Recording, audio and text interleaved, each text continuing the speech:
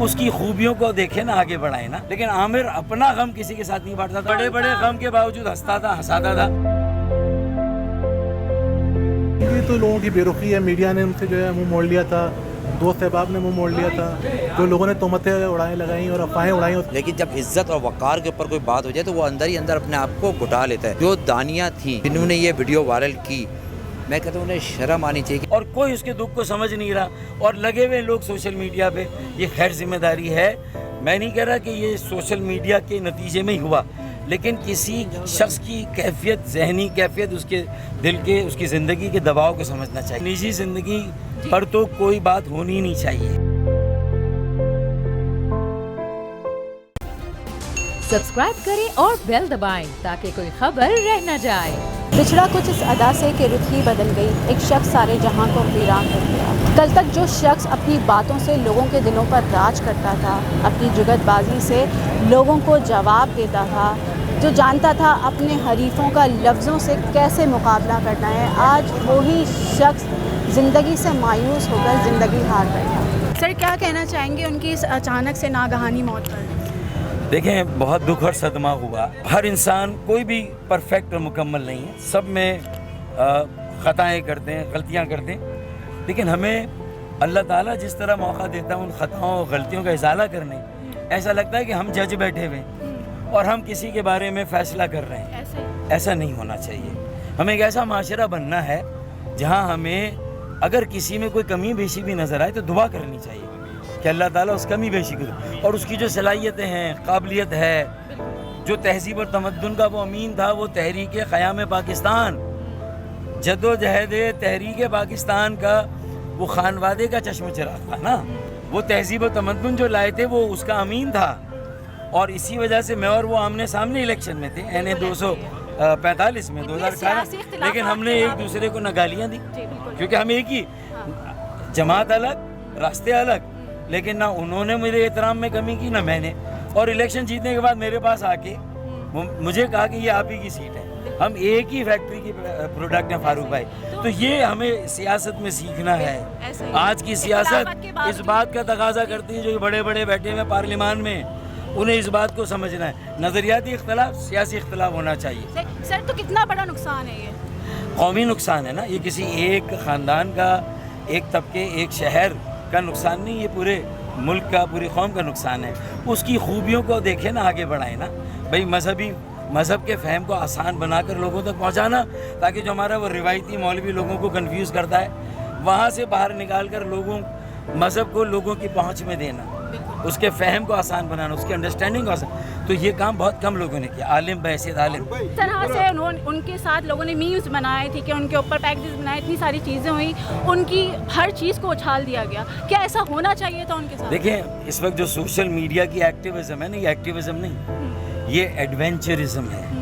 اور جب میڈیا میں ایڈونچرزم ہو، سوشل میڈیا میں ہو یا جوڈیشری میں ہو یا سیاسی اکابرین کریں، اس سے ملک اور قوم کو نقصان ہوتا ہے. دیکھیں، ایک زندگی آپ اس کو انگیج کرنے کی بجائے اس کی کسی بات کو 1000 گنا، لاکھ گنا ملٹیپلائی کر کے لوگوں میں دیں، جس کی سند نہیں، جس کی تصدیق نہیں، اور اس کو آپ اپنی پاپولیرٹی اور پروجیکشن کے لیے آگے بڑھائیں، یہ غیر ذمہ دارانہ عمل ہے.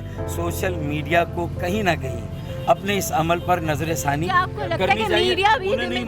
لیکن میں براہ راست نہیں کہہ سکتا، دیکھیے پھر میں بھی غیر ذمہ دار ہو جاؤں گا.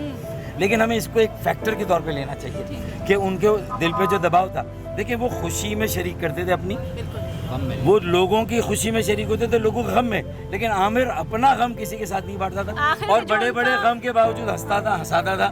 تو دیکھیں اس کی اس بات کو بھی تو آگے بڑھائے نا. جس طرح سے ان کے اسٹیٹس سامنے آ رہے تھے، جس طرح سے فیس بک اور سوشل میڈیا پہ ان کے اسٹیٹس وغیرہ سامنے آ رہے تھے، تو آپ کو لگتا ہے کہ ان کو واقعی معلوم تھا کہ وہ بس اب کچھ دن کے مہمان ہیں؟ دیکھیں، ایک آدمی جب ڈپریشن میں جاتا ہے اور اتنا خوددار ہو، اصل میں خودداری تھی کہ غم نہیں بانٹ رہا، کسی کے ساتھ شیئر نہیں کر رہا اور کوئی اس کے دکھ کو سمجھ نہیں رہا، اور لگے ہوئے لوگ سوشل میڈیا پہ، یہ خیر ذمہ داری ہے. میں نہیں کہہ رہا کہ یہ سوشل میڈیا کے نتیجے میں ہی ہوا، لیکن کسی شخص کی کیفیت، ذہنی کیفیت، اس کے دل کے، اس کی زندگی کے دباؤ کو سمجھنا چاہیے. ہمیں اپنے معاشرے کو آگے بڑھانا ہے یا یہیں صرف اپنی ذات کے لیے معاشرے کو استعمال کرنا؟ کیا کہنا چاہیں گے ان کے گھر والوں کو، ان کی اہلیہ کو اور ان کے بچوں کو، کیا میسج دینا چاہیں گے؟ देखें, बुशरा भाभी उनके बच्चों की वालिदा थी, वो ख़ुद एक पढ़ी लिखी नफीस खातून है और मज़हब का बड़ा अच्छा फ़हम रखती है, उनका बहुत अच्छा साथ रहा। उन्होंने जो उनकी 2 बच्चे हैं वो बहुत बासलाहियत और काबिल बच्चे हैं और वो उसी तहज़ीब को लेके आगे जाएंगे जो तहरीक क़याम पाकिस्तान की तहज़ीब थी कि हमें दोस्त बनाने हैं, दुश्मन नहीं। सियासत में लड़ाई और इख्तलाफ हो सकता है लेकिन दुश्मनी नहीं। तो मेरे ख्याल में यही चीज़ें हमें आगे बढ़ानी है और लोगों को जोड़ना है, मिलाना है। इस वक्त मुल्क को ज़रूरत है कौमी एजेंडे की, तो मेरे ख्याल में वो भी इसका प्रचार करता था। नज़रियाती सियासत की बात, 10 चीज़ें मुझ में खामियाँ होंगी, 10 उसमें खामियाँ थी। ये 4 दिन हो गए इनको आए हुए, लेकिन किसी से मुलाकात नहीं कर रहे थे। इनके साथ इनका खिदमतगार है मुमताज़ और उनके साथ जावेद और एक और साथ थे, ये इनके साथ थे। लेकिन दोपहर में जब ये हुआ है तो सिर्फ उनके पास जो था वो मुमताज़ था। लेकिन जब इज़्ज़त और वक़ार के ऊपर कोई बात हो जाए तो वो अंदर ही अंदर अपने आप को घुटा लेता है। तो डॉक्टर साहब के साथ भी यही प्रॉब्लम थी कि उन्होंने अपना दुख किसी से शेयर नहीं किया, वो अंदर ही अंदर उसको पीते थे, क्योंकि उनके लिए उनकी बेटी बहुत अहमियत रखती थी, उनका बेटा बहुत अहमियत रखता था। और वो जब से ये वीडियो वायरल हुई थी वो कहते मैं दुनिया से लड़ सकता हूँ लेकिन अपनी बेटी को फेस नहीं कर सकता। तो क्योंकि बेटी जो होती है वो बाप के लिए बहुत अहमियत का हामिल होती है। तो जिससे मैं आपकी बात हुई उनकी बेटी से, उनका आप क्या कहते हैं? नहीं, अभी उनकी किसी से बात, अभी उनकी ना बेटी से बात हुई ना भाभी बुशरा से बात हुई, क्योंकि कल सुबह अहमद आ रहा है, सुबह 6 बजे फ़्लाइट पहुँच जाएगी उसकी, पाकिस्तान आ रहा है। तो उसके बाद देखिए कोई क्या लाएअमल तैयार कर दे। लेकिन मैं आपके चैनल से एक बात कहूँ, जो दानियाँ थी जिन्होंने ये वीडियो वायरल की, मैं कहता हूँ उन्हें शर्म आनी चाहिए कि वो सिर्फ एक आमिल लियाकत नहीं किया है, ये कितना पूरे घराना डिस्टर्ब कर दिया। और ऐसे कितने घराने होंगे छोटे बड़े, देखिए ये तो एक आमिर लियाकत, तो एक ब्रांड है। दानिया के रूप में वो शैतान आई है, इब्लीस आई है। वो रूम के अंदर जो क्या प्राइवेसी होती है, प्राइवेसी होती है, लेकिन इसने उस प्राइवेसी को किस तरह मीडिया पे शाया किया है, मैं कहता हूँ उसको शर्म आनी चाहिए। और ये एक ग्रोह है, ये पैसा कमाने का बेसिकली दानिया का ये पूरा एक ग्रोह है, क्योंकि वो दिखावा नहीं करते थे, वो अमली काम करते थे। जी जनाब, इस वक्त हमारे साथ आमिर लियाकत के भतीजे हामिद मौजूद हैं, तो आइए उनसे बात करते हैं, जानते हैं तदफीन के हवाले से, तदफीन कहाँ होगी, किस तरह से होगी। जी, तदफीन उनकी होगी अब्दुल्ला शाह गाजी के मज़ार के आते में। उन्होंने एक जगह अपने लिए ली थी आज से 15 साल पहले, और उनके वालिद भी वहीं दफन है, उनकी वालदा भी वहीं दफन है, उनको भी वहीं दफन किया जाएगा। उनका बेटा जो है अहमद, वो इस वक्त लंदन में है, पढ़ाई करता है वहाँ पर, वो कल तक आ जाएगा, फिर तदफीन होगा।